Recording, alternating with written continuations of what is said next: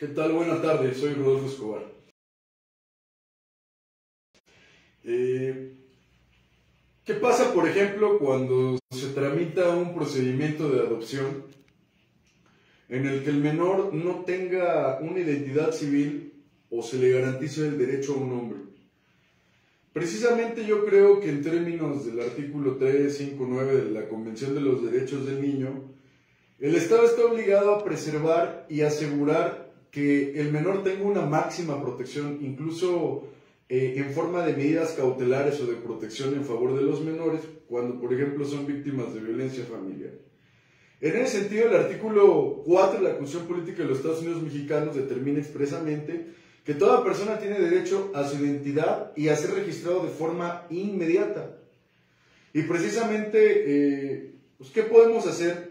cuando, por ejemplo, en un procedimiento de esta naturaleza el juez se niega a conceder ad cautelam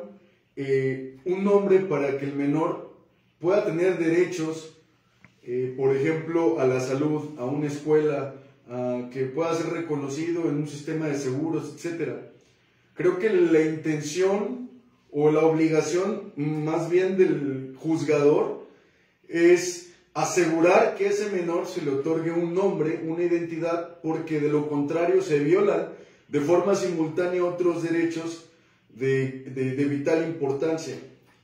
Y pues les dejo el registro digital 1614-47 que dice: suspensión en el amparo, procede concederla a pesar de que puede adelantar los efectos de la decisión final, si es necesario para asegurar una tutela cautelar efectiva que preserve la materia del juicio y la cabal restitución del afectado en sus derechos. Precisamente dice esto: el criterio de que la suspensión no debe otorgar efectos restrictores a que anticipen la decisión final por ser propios de la sentencia de fondo, debe superarse en aras de ser congruentes con la finalidad constitucional de preservar la materia del juicio y evitar la ejecución de actos de imposible o difícil reparación, siempre y cuando exista interés suspensional del solicitante y materia para la suspensión para lo que es menester considerar la naturaleza del acto reclamado. Consecuentemente, procede conceder la suspensión a pesar de que pueda adelantar los efectos de la decisión final, pues ello sería en forma provisional si es necesario para asegurar una tutela cautelar efectiva que preserve la materia del juicio y la cabal restitución del afectado en sus derechos, es decir, cuando de no otorgarse la restitución, que en su caso se ordene la resolución definitiva, pueda ser ilusoria. Precisamente este criterio considero muy importante hacerlo valer, ya que en la mayoría de las entidades federativas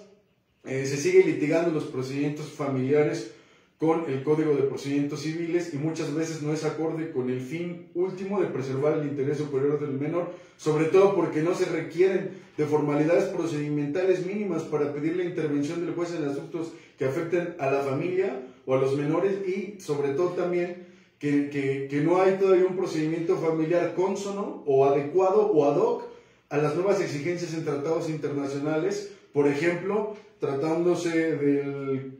protocolo que deben de realizar los jueces al momento de otorgar una custodia provisional o definitiva de menores, cuando tengan que declarar y así respetarle su garantía de audiencia. Estoy hablando del protocolo de actuación para casos donde se involucren niños, niñas y adolescentes. Hoy todavía no hay un artículo, si bien está el procedimiento en forma del protocolo, que es obligatorio porque la Corte lo dijo y que es